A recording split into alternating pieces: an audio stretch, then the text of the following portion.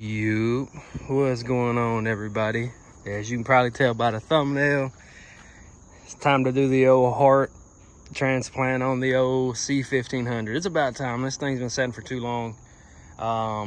So yeah, we're gonna be snatching the motor out of the old Suburban, putting it in the old C1500, and then I might give this to my sister. I don't know yet, because I mean the body on this thing is like super solid. There's no rust or anything. But you know, it's took me a year to find a motor, so it's the two-wheel drives are not easy to find, I will say that. Unless you're buying it like from somebody that's already got it pulled out, but like trying to find one already with a good transmission, it's nearly impossible. But yeah, like I said, motor's coming out. She's going in the C1500. I got to do some cleaning. I'm gonna get those drive shafts out because those things are just filthy, and get a wire brush to them. And I don't know if I'm gonna paint them or what. I don't even know if the what are those called, the U-joints, I don't even know if they're any good now, being that it's set like this for so long. But we'll cross that bridge when we get to it.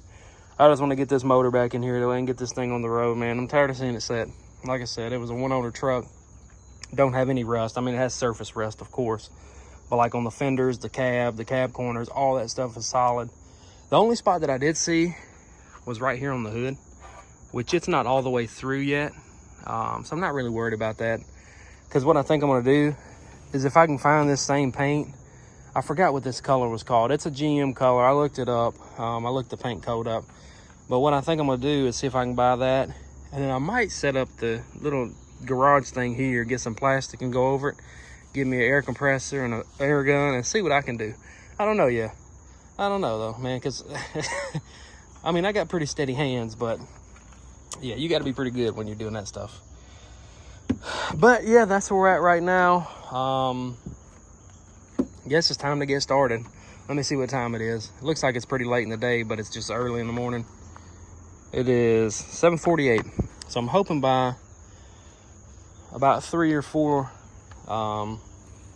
we'll have this thing out and ready to roll. That evap canister is different than this one. Hope that don't make too much of a difference. Shouldn't, but we'll see. I don't think it will.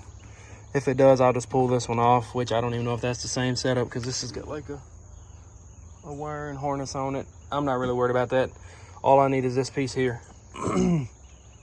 But yeah, I'm gonna go ahead and get started, and once I get the motor out or the front end tore down, I'll pick the video back up and just show you guys my progress. But look at that, still got the original tag on the front of this thing. Ain't that crazy? And so did this truck. Like when I got it from this guy, I don't even know if it's still in here. It still had, yeah, here it is under the battery. Still got the original tag from this truck when it was purchased brand new. And I think that blue was almost the same color as the truck, which is kind of cool.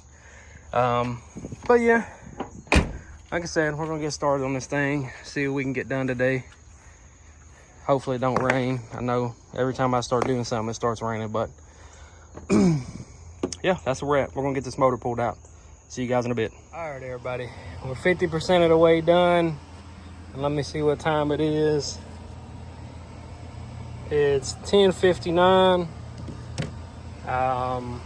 All I got left now, take the power wire and the ground off the starter, take the exhaust manifold bolts loose, transmission support and the plugs on the transmission, and then the engine mounts, and oh yeah, and the power steering pump.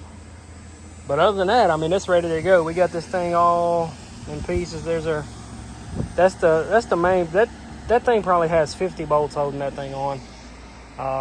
You wouldn't believe how many bolts are actually holding the little support for the battery. There's one on the side, there's one down here, there's one there. There was another one. I think there was one on the side right there as well. That thing had like 5 bolts holding that thing down. And then there was another one right underneath here as well, which was a bolt that went through and then a nut on the bottom. 5 bolts holding the bracket for the battery on, which is crazy. But yeah, I mean, I've been trying to keep my bolts organized and whatnot. got everything. So the front's going to be the fan shroud, the grill, and then the rad support. These here, I went ahead and took the steps off.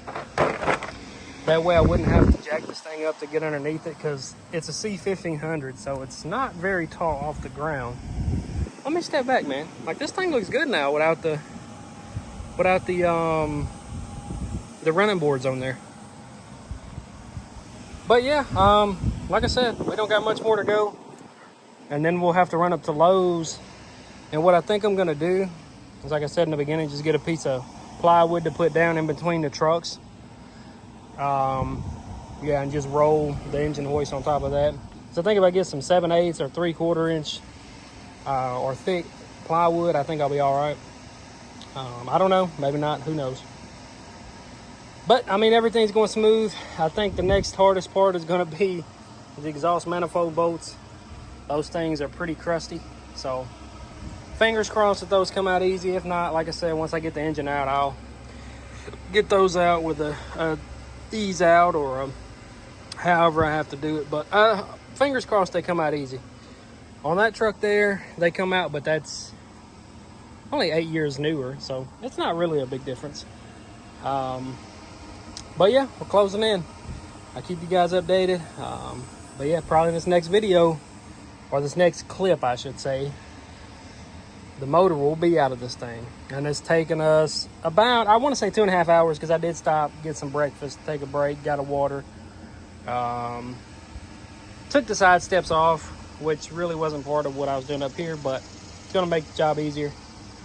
So yeah, about 2.5 hours, and we've got this far. But yeah, stay tuned. And next video, like I said, or next clip, the motor will be out of this thing. All right, everybody, we got this thing out. Whew, let me tell you, it was a hot one today, but we got it done. It's got a lot of built up, caked up grease on this thing. I think what I'm gonna do while I have this thing out is I'm gonna go ahead and replace the oil pan gasket, probably the valve cover gaskets. I might pull the heads off and do those too. I know I gotta do the intake manifold gasket. I think I'm gonna do all that while it's out. That way when I get it back in the truck, I don't have to mess with it. Just put it in there and go. Let me tell you, it was harder getting it out of this Suburban than it was out of the truck. I think. I don't know. I don't even know if I remember, honestly, but it sucked. It is. Let me see what time it is. I think it's almost 4 o'clock.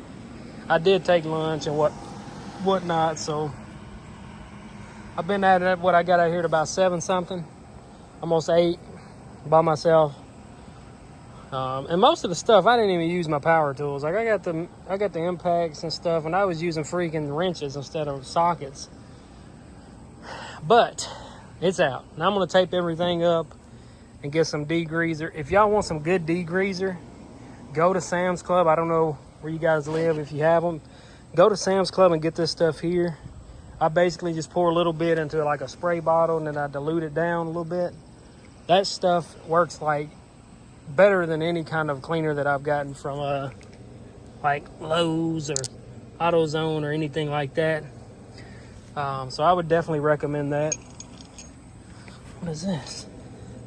Oh, ain't no telling what I'll find down here. But yeah, that's what I'm gonna do now.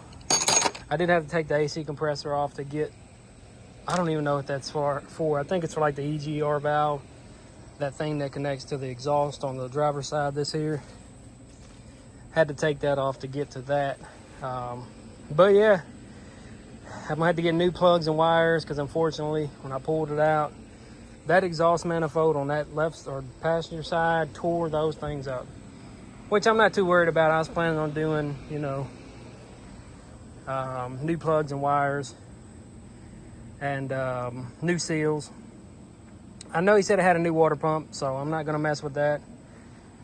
We are going to pull the intake off, clean it, and then we're going to do the valve cover gaskets, like I said. Maybe the head gaskets, oil pan gasket, and then we're just going to get this thing cleaned up and ready to go. But yeah, just wanted to update you guys. This is where we made it today. I'm probably not going to record anymore today. I'm probably just going to spray it down with degreaser, wrap it up with a tarp or something, and then get back after it in the morning. But yeah, we got her out. Now all we gotta do is put it in this thing, put everything back together, and we're good to go.